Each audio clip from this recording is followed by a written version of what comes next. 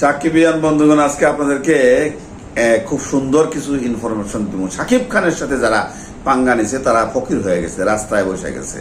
জাজ এক নাম্বার, এবং জাজের আব্দুল আজিজ সাহেব বলছিল যে যদি এই আমি বলে দিলাম আমার কথাটা যদি ঠিক না হয় আমি সিনেমা ছাইড়া দিব। কি কথা? শাকিব খান বাংলাদেশে আর চলবে না। জাজের আব্দুল আজিজ কিন্তু সিনেমা ছাড়ে নাই। এক নাম্বার। দুই নাম্বার হলো কে? শাপলা মিডিয়া। শাপলা মিডিয়ারেও শাকিব খান ছেড়ে দিচ্ছে, শাপলা মিডিয়াও পথে বসে গেছে, ফকির হয়ে গেছে। জাজ তো তাও আছে না, আমরা শাপলা মিডিয়ার নামও নাই। আর এখন আবার এই তুফান ঠেকানোর জন্য শাকিব খানের, তুফান না তো শাকিব খান ঠেকাও। তাই আমি চাইতেছি সাকিবিয়ানরা এই যে স্ক্রিনে যে নাম্বারটা দেখতে পাচ্ছেন, এই নাম্বারটা আপনারা নোট করেন। এই নাম্বারে হোয়াটসঅ্যাপে যোগাযোগ করেন, ইমোতে যোগাযোগ করেন। আমরা একটা কমিটি করব, একটা সংগঠন করব, সাকিবিয়ান কি ফোরাম। আর একটা সংগঠন সাকিব খানের আছে, সেটা হলো কি প্রদর্শক সমিতি। সিনেমা যারা চালায়, সিনেমা হল মালিক, তো যারা দেখবে আর যারা চালাবে দুই দলই সাকিব খানের ভক্ত। এই এর চেয়ে বড় পাওয়া সাকিব খানের আর কিছু নাই। আর সাকিব খানের সাথে যারা চলছে তারা কিন্তু কোটটাই করে চলছে।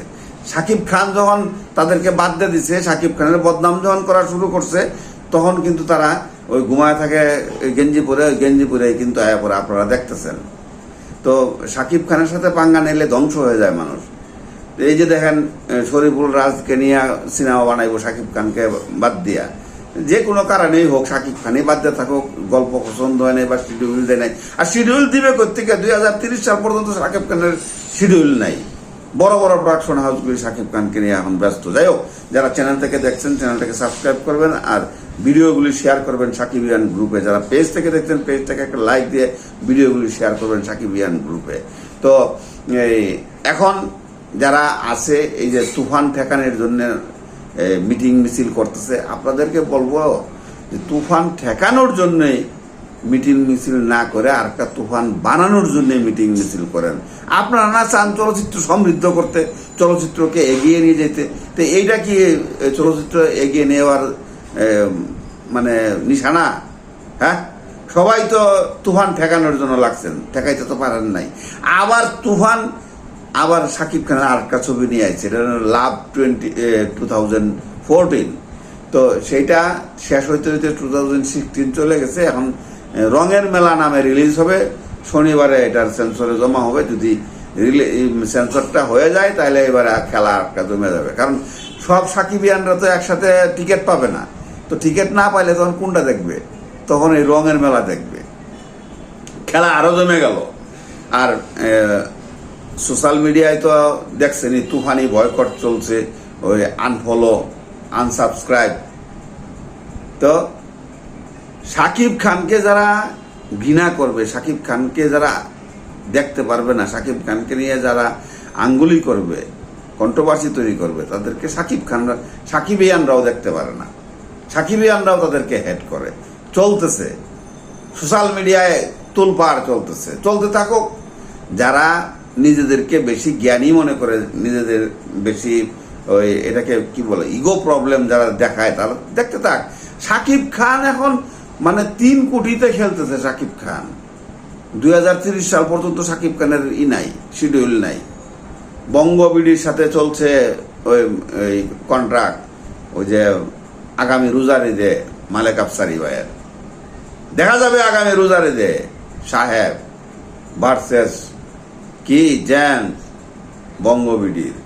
তারপরে আসেন আবার এই অনন্য মামুনের ওই কলকাতা মুম্বাইয়ের ধর্মা প্রোডাকশন। অনন্য মামুন বলছিল না যে একটা মুম্বাইয়ের বড় প্রোডাকশন হাউসের সাথে কথাবার্তা হয়ে গেছে, ওটার সাথে কিবরিয়া ফিল্মস, এসকে ফিল্মস,